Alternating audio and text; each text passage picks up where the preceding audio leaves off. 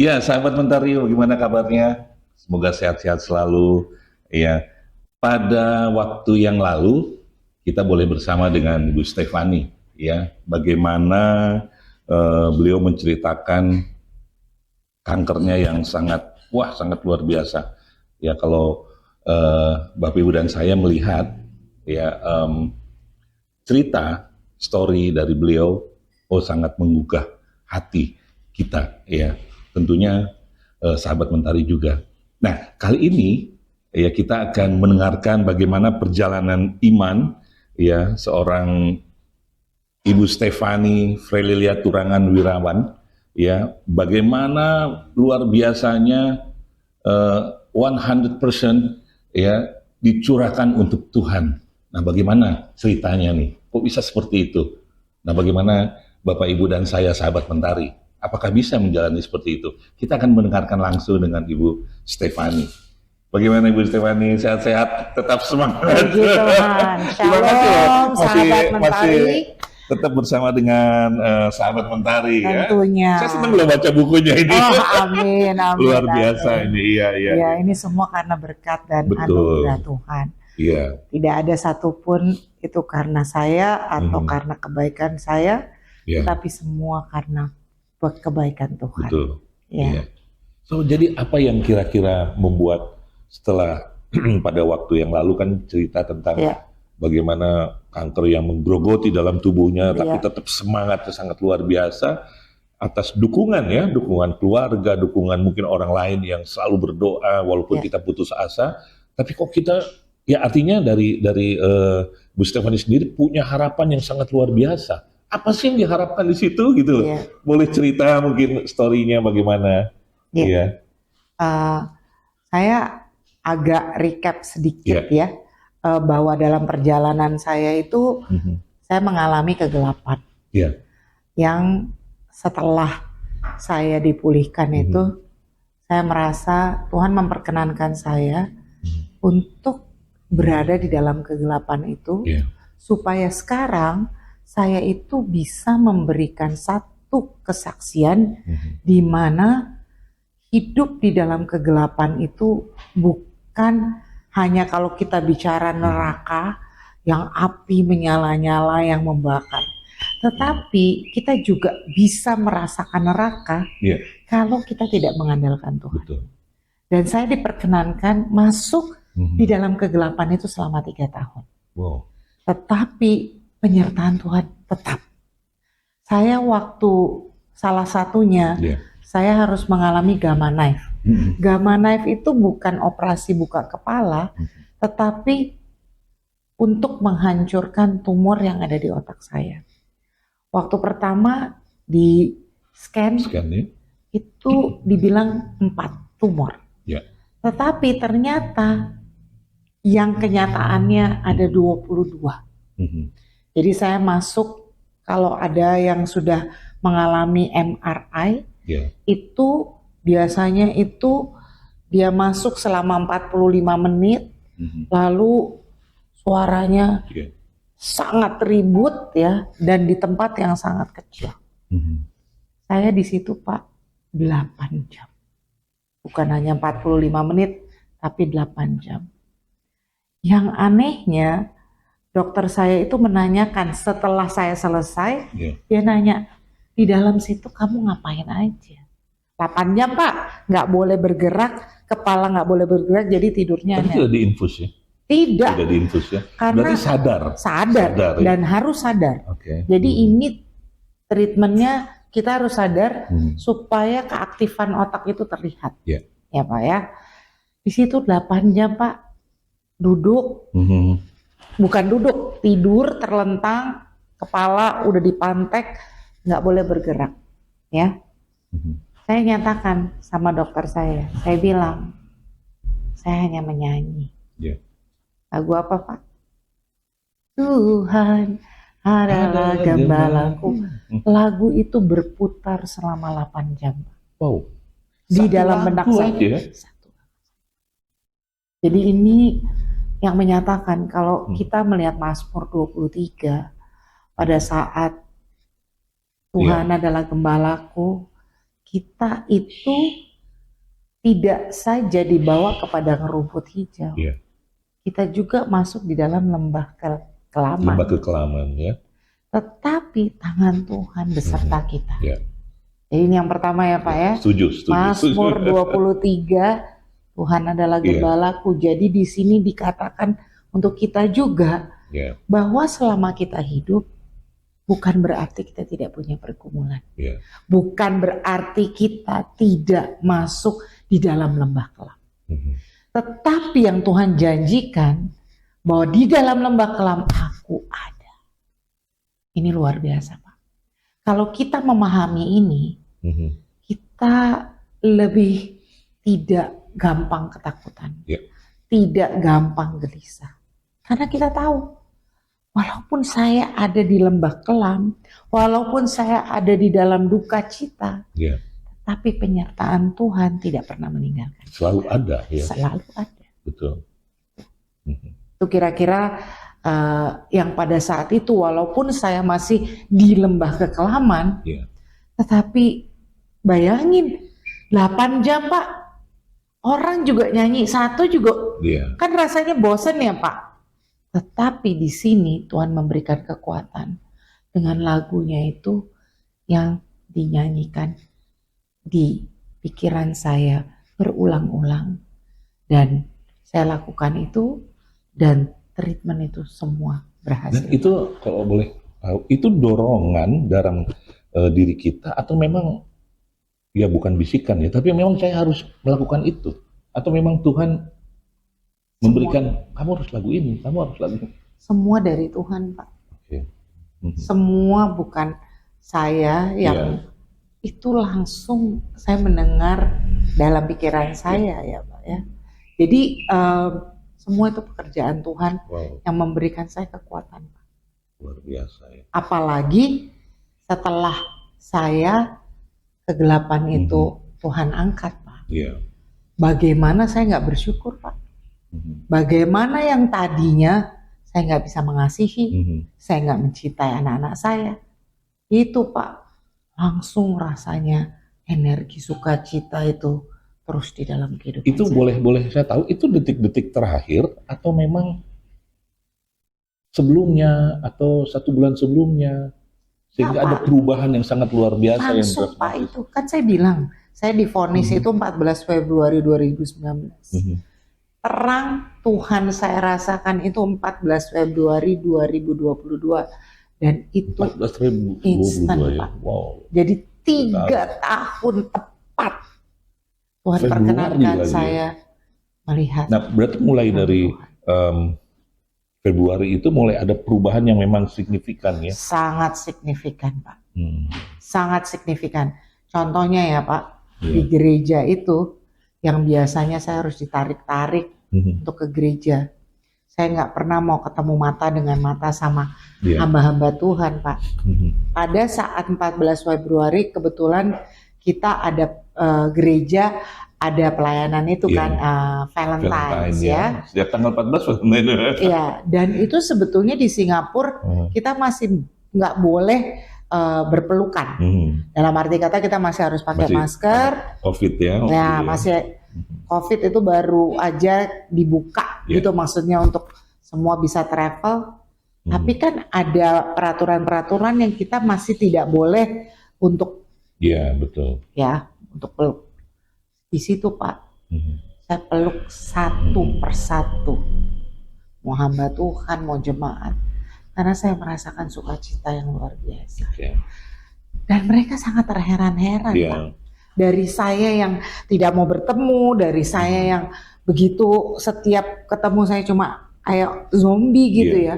Terus mereka melihat saya yang begitu bersukacita dan meluap-luap. Betul. Ya, itu awal bagaimana kalau Bapak tanya itu apakah ada prosesnya sampai saya melihat terang lagi, itu instan. Instan ya? Iya. Ya. Jadi kalau saya boleh tahu nih ya, cerita apa yang bukan cerita ya, artinya oke lah dalam kehidupannya story apa sih yang paling sehingga saya harus 100% untuk Tuhan? Apa Apa itu kira-kira? Tadi yang pertama saya bilang, Pak, semua gelap dan kegelapan saya itu Tuhan pulihkan menjadi terang. Dan buat saya itu adalah satu penyertaan Tuhan yang luar biasa.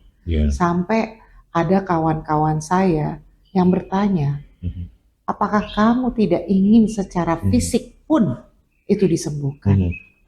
Lalu saya berbicara kepada mereka, saya secara fisik tidak pernah saya meminta itu, karena saya berdoa untuk gelap saya diangkat Tuhan menjadi terang. Dan Tuhan sudah melakukan apa yang menjadi doa saya. Jadi permohonan doa saya yang dikabulkan, tentu saya sangat bersyukur. Betul. Saya tidak minta lagi untuk kesembuhan fisik, karena Pak, jiwa saya yang dipulihkan.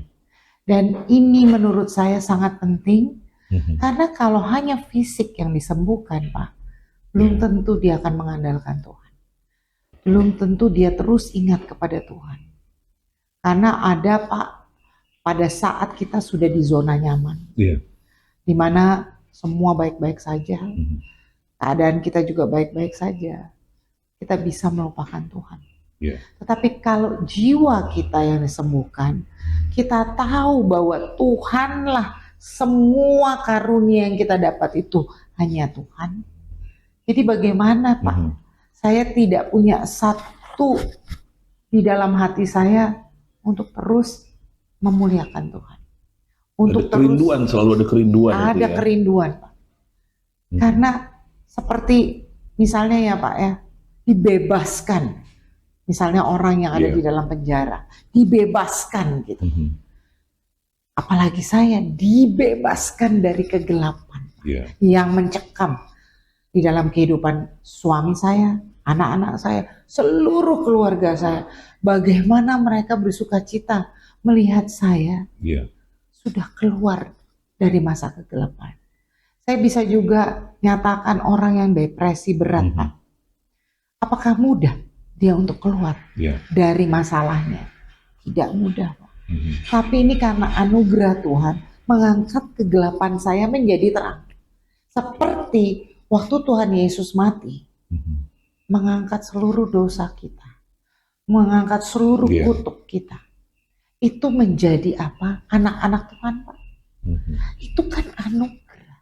Betul. Gimana Tuhan Yesus mati untuk kita itu? Untuk mengangkat semua dosa kutuk kita, untuk kita menjadi anak-anak Tuhan. Yang tadinya kita nggak ada relasi, Pak. Waktu Adam berbuat dosa, kan semua manusia terputus hubungan. Betul. Tetapi dengan kedatangan Tuhan Yesus mengangkat semua dosa kita, menjadi kita itu adalah anak-anak Allah. Sama seperti saya merasa gelap itu selama 3 tahun. Tapi Tuhan pulihkan dengan instan loh, Pak. Bahwa gelap itu sudah saya tidak rasakan. Digantikan dengan terang Tuhan. Yang membuat saya sampai detik ini terus melayani Tuhan. Berarti artinya kalau dulu gelapan itu setelah kita lihat matahari terang, melihat terang, jadi selalu ingin membuat terang dalam hati kita ya, dalam keluarga tentunya ya. Nah, boleh enggak perubahan apa yang mungkin yang tadinya anak-anak, suami, mungkin dalam keluarga, kok perubahannya sangat luar biasa gitu? Apa yang keluarga lakukan? Atau misalnya kok Mami atau misalnya gimana ada perubahan? Itu sebetulnya Pak ya, itu ya, waktu saya dipulihkan, itu pergumulan saya dan keluarga tambah. Wow. Karena begini Pak, saya itu udah ditangani oleh psikolog, saya udah ditangani psikiater, saya udah selalu dikasih obat sleeping pill, obat tidur ya, lalu obat antidepresi. Obat ini Pak, tidak boleh semena-mena langsung tidak saya makan. Tapi saya itu tahu bahwa terang Tuhan itu sudah saya lihat. Saya tidak perlu lagi untuk minum obat-obat itu karena yang saya andalkan adalah Tuhan. bukan obat-obat depresi lagi. Betul. Tetapi tentunya secara manusia, ketiga anak saya, suami saya merasa keanehan bahwa kenapa saya jadi begitu cepatnya berubah. Yeah. Nah, mereka masih memikirkan bahwa kemungkinan obat saya yang saya tidak minum membuat saya menjadi seperti itu. Tetapi berjalannya waktu, mereka kan juga begini, Pak.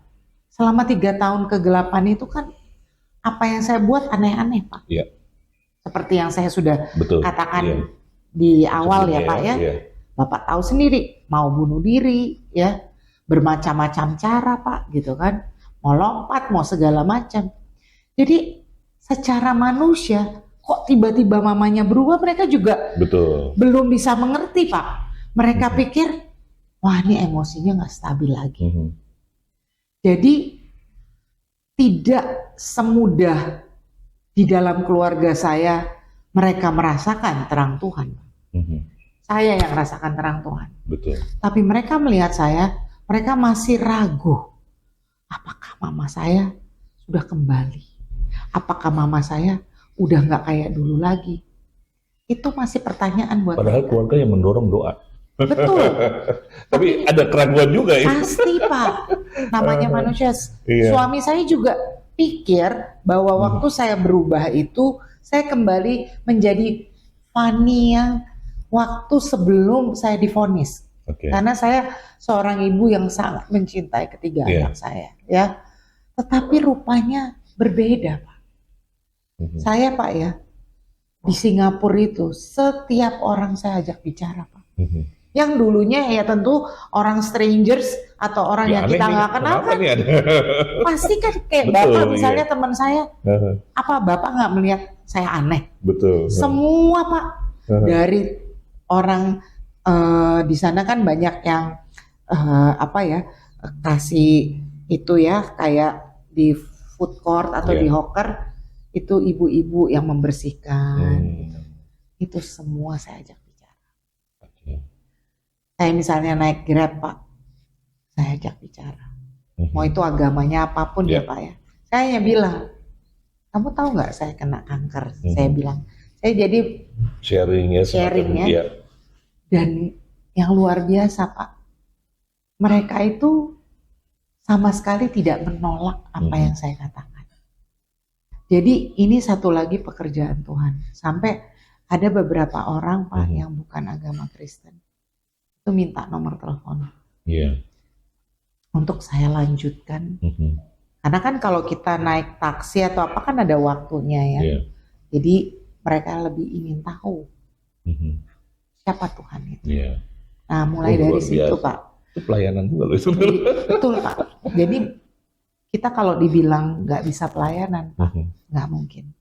Karena Tuhan itu memang mengaruniakan kita, apalagi kita yang sudah percaya kepada Kristus, Roh Kudus yang bekerja ya. Iya, Pak. Oke. Nah, kalau lihat pengalaman ya, saya sering juga orang-orang sharing ya. Biasanya orang yang maksudnya saudara-saudara kita yang ya entah itu kanker, entah itu penyakit apapun. Nah, biasanya itu ada beberapa hal yang ia lakukan. Gitu, yang lakukan ya kalau diantaranya ya selain memuji Tuhan, dia biasanya ingin menyenangkan orang lain, dia ingin selalu ya berinteraksi dengan pelayanan biasanya. Nah, mungkin selama ini gimana? Kalau Bu Stefani udah pernah belum atau bagaimana? Iya. Saya belum pernah dengar nih. Begini, setelah saya melihat terang kembali, tentu saya penuh dengan rasa syukur. Awal-awalnya itu yang saya lakukan itu adalah menjadi pelayanan singer di gereja. Bisa nyanyi juga dong. Suara saya sih biasa aja ya, tetapi mungkin orang melihat saya itu ini orang kena kanker, tapi bisa loncat-loncat gitu. Saya kebetulan pada saat itu di gereja karismatik ya, Pak ya. Jadi cara mereka untuk worship and praise itu tentunya dengan menggebu-gebu gitu. Dan saya lakukan itu benar-benar sepenuh hati Yeah. untuk apa ya? Untuk bersyukur kepada Tuhan. Itu awal, Pak, awal. Tapi tentu tidak itu saja. Saya ingin mencari lebih tahu tentang Tuhan Yesus. Yeah. Jadi banyak saya mengikuti fellowship. Itu setiap hari pada pagi hari, Pak. Yeah. Dan itu oikumene ya. Jadi dalam arti kata banyak pendeta-pendeta non-denominasi. Betul. Saya belajar dari situ, Pak. Yeah. Belajar firman Tuhan. Belajar bagaimana punya kelembutan hati. Jadi Roh Kudus yang ada di dalam hidup kita itu tidak boleh padam kan, Pak? Betul.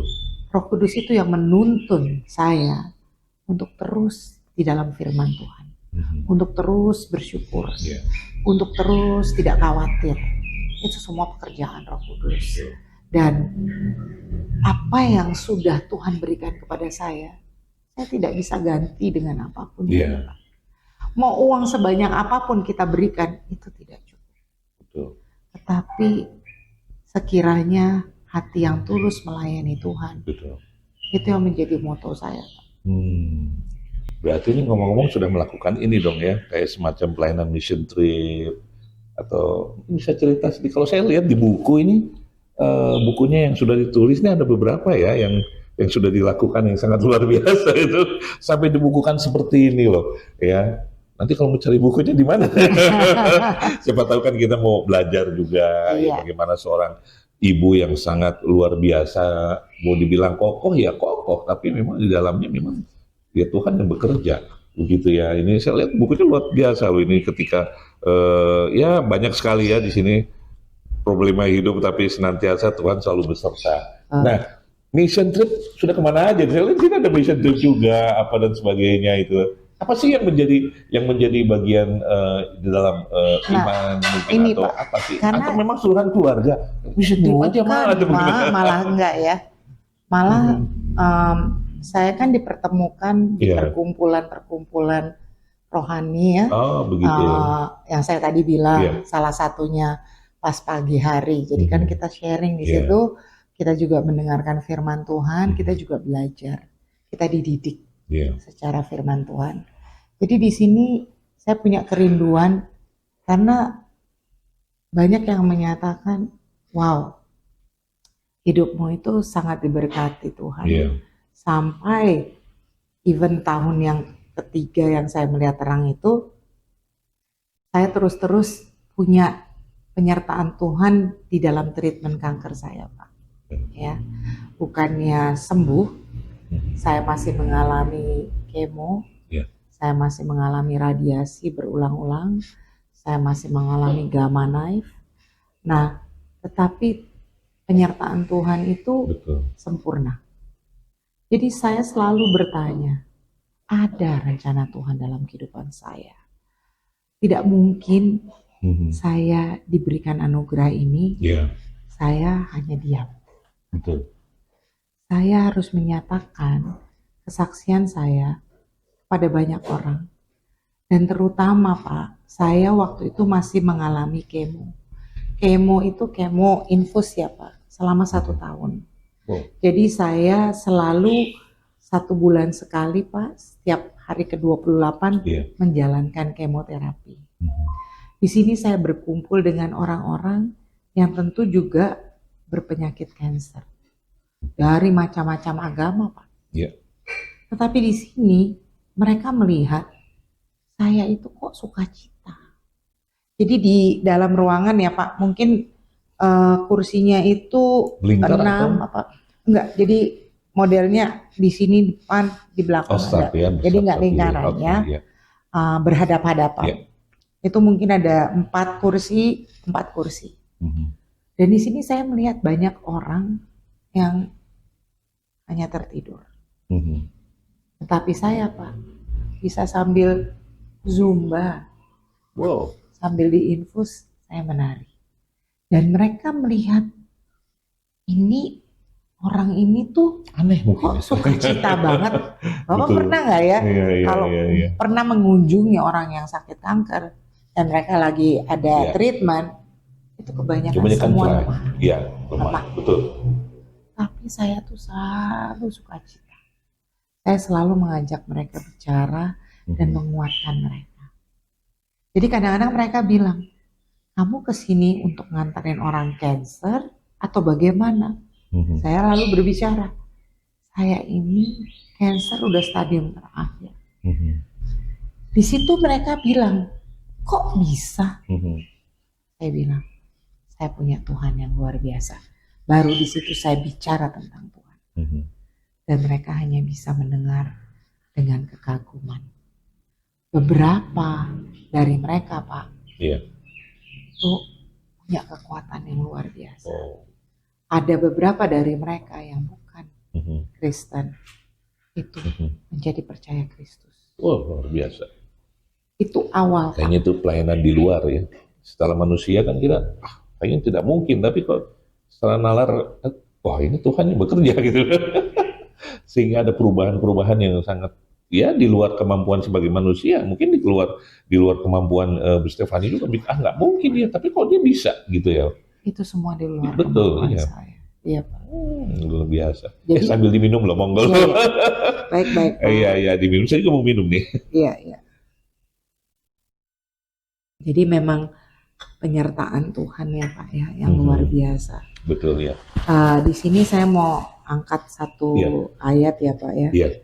Itu adalah di 1 Korintus 10 ayat 13. Iya. Di sini dinyatakan bahwa pencobaan-pencobaan yang kamu alami ialah pencobaan-pencobaan biasa yang tidak melebihi kekuatan manusia.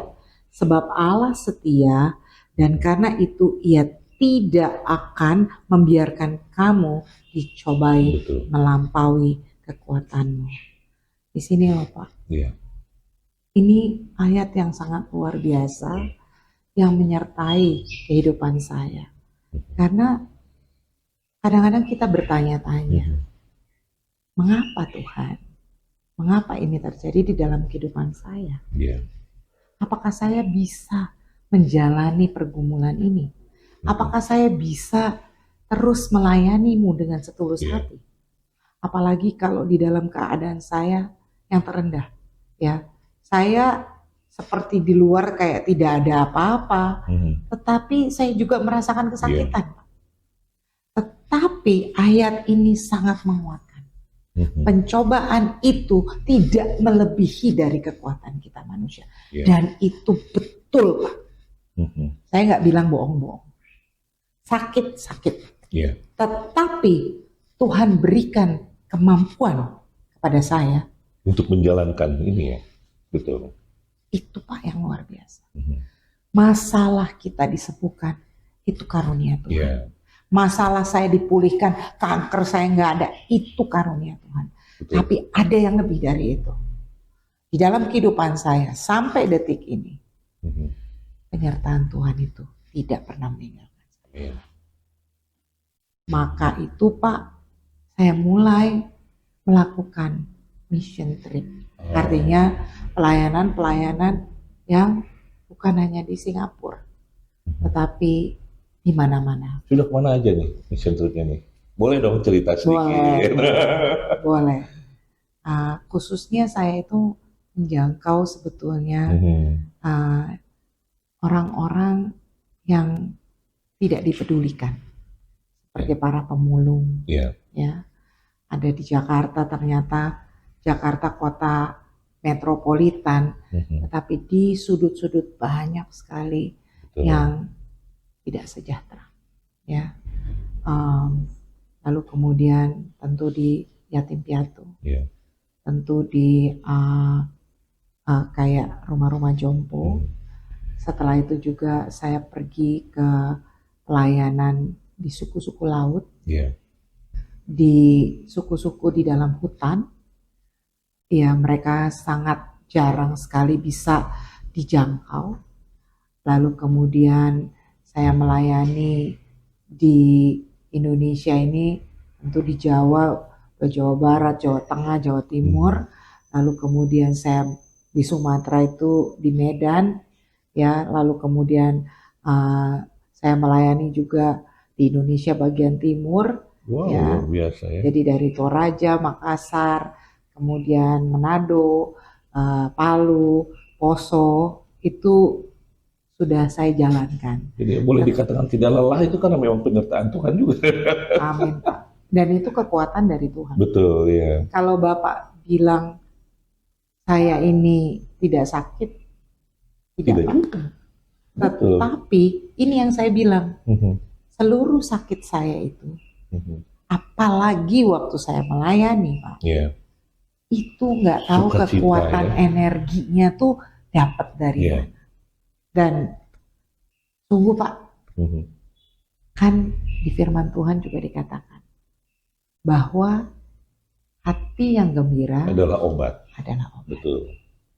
Jadi kalau secara istilahnya kedokteran, itu ada hormon endorfin.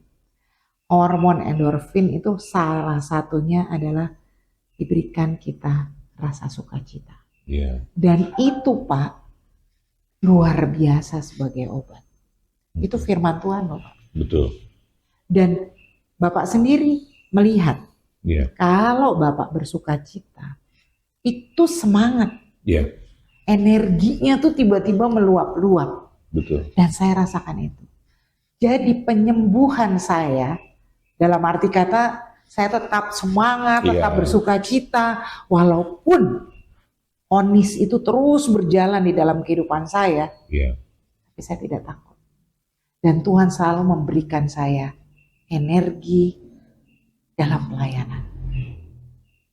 Banyak orang yang sama-sama saya pelayanan selalu menyatakan, ini energinya dari mana sih? Kita aja udah kayak, karena kan kadang-kadang pergi perjalanan itu kan bisa 5 jam, 6 jam di jalan aja gitu kan Pak. Tetapi kok saya masih bisa semangat, masih kayaknya nggak capek-capek. Saya cuma bilang, itu semua dari Tuhan. Betul. Gak ada satupun manusia yang bisa melakukan itu. Apalagi saya di dalam vonis dokter yang tiap tahun 6 bulan aja hidup saya. Itu sangat tidak mungkin. Tetapi Tuhan bisa memberikan semua yang tidak mungkin menjadi mungkin. Amin. Iya, sangat luar biasa nih. Story, cerita, ya begitu sangat membawa iman kita menjadi tergugah. Artinya menjadi lebih, wah memang Tuhan yang punya mau. Ya artinya memang saya harus menjalani itu. Dan saya melakukan itu dengan karena ya mungkin Tuhan sudah mencatat kali ya. Artinya Tuhan mencatat, oh iya nanti akan terjadi seperti ini, terjadi seperti ini. Dan akhirnya menjadi baik gitu. Mungkin bisa seperti itu ya. Dan perjalanan hidupnya ya. Iya Pak. Oke.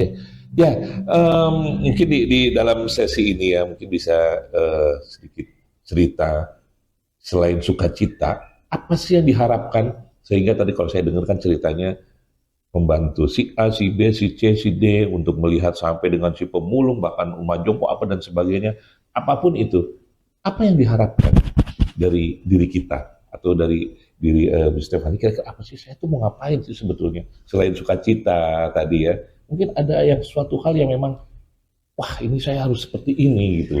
Mungkin bisa menjadi penyemangat juga untuk sahabat kita di Mentari. Karena saya terus belajar Pak. Saya nggak berhenti belajar firman Tuhan. Karena banyak dari firman Tuhan itu luas. Dan setiap kita membaca, kita mempunyai, kalau ada orang bilang, kalau di karismatik itu bilang rema. Iya. Berarti semua yang di dalam firman Tuhan itu menyatakan apa rencana Tuhan buat kita. Makanya kita tidak boleh hanya hari Minggu saja beribadah lalu mendengar firman Tuhan. Nggak cukup Pak. Ya. Kita harus punya ketaatan dengan rencana Tuhan. Kita punya keteguhan hati. Seperti satu lagi Pak, di Ulangan 31 ayat 6, kuatkan dan teguhkanlah hatimu. Betul. Janganlah takut dan jangan gemetar karena mereka. Sebab Tuhan Allahmu, dialah yang berjalan menyertai engkau. Ia tidak akan membiarkan engkau dan tidak akan meninggalkan engkau. Amin. Ini semua ayat Pak, memberikan kekuatan di dalam saya melayani. Ya. Karena Tuhan tidak akan pernah mempermalukan kita, Pak. Betul. Dalam segala keadaan. Jadi Pak, bukannya saya itu sehat-sehat saja. Setiap kondisi saya lemah, itu maaf ya, saya itu kalau misalnya buang air besar, secara manusia tidak bisa terkendali, Pak. Yeah. Jadi itu terjadi. Tetapi selama pelayanan, Pak, tidak pernah saya merasakan. Yeah. Saya menyatakan kadang-kadang saya udah di dalam satu kesehatan yang saya sakit, Pak. Ya, saya pernah kena COVID juga. Tetapi Tuhan gantikan waktu saya mau melayani itu dengan energi yang luar biasa. Yeah. Saya mau menyanyi, suara saya parau. Tuhan gantikan itu dengan suara yang terus mengatakan bahwa Engkaulah segalanya. Jadi di sini saya menyadari hidup saya, hidup keluarga saya harus terus mengandalkan Tuhan. Yes, betul. Dan dengan saya belajar, dengan saya bukan hanya belajar ya, saya juga melakukan. Itu saya mendapatkan bahwa apa sebetulnya tujuan hidup saya ada di sini, Pak. Apa rencana Tuhan di dalam kehidupan saya. Dan ini yang saya mau nyatakan. Tujuan hidup kita adalah untuk memuliakan Tuhan. Amin. Di dalam segala hal. Karena saya tahu apa yang menjadi tujuan hidup saya. Yeah. Itu yang saya lakukan, Pak. Di dalam segala keadaan, di dalam segala pergumulan yang saya hadapi, saya akan terus memuliakan Tuhan. Makanya moto saya adalah 100% for Jesus. Yes. Karena Tuhan Yesus sudah memberikan anugerahnya itu melebihi dari apa pikiran kita. Ya. Oke, wow, ceritanya sangat luar biasa dan sangat menarik nih ya. Seperti apa yang dalam di buku ini kalau saya tuliskan, gadamu dan tokatmu yang menghibur aku. Amin. Oke, berarti mungkin di sesi terakhir nih ya, ada nggak ayat-ayat emas? Mungkin ada satu ayat emas yang kira-kira sangat menggugah untuk sahabat mentari mungkin untuk kita semua, mungkin dalam diri Mustafari sendiri gitu. Pak, ayat ini sangat ayat yang populer, yang selalu dibicarakan di ibadah-ibadah. Tapi kadang-kadang manusia atau orang Kristen tidak menyadari ayat ini memberikan kekuatan yang luar biasa. Ya, bacakan ayat ini ya Pak ya. Boleh, silakan. Roma 8 ayat 28. Kita tahu sekarang bahwa Allah turut bekerja di dalam segala sesuatu untuk mendatangkan kebaikan bagi mereka yang mengasihi Dia, yaitu bagi mereka yang terpanggil sesuai dengan rencana. Amen. Ini ayat saya. Sangat luar biasa. Kita semua Pak terpanggil untuk rencana Allah. Kita semua terpanggil untuk rencana Allah.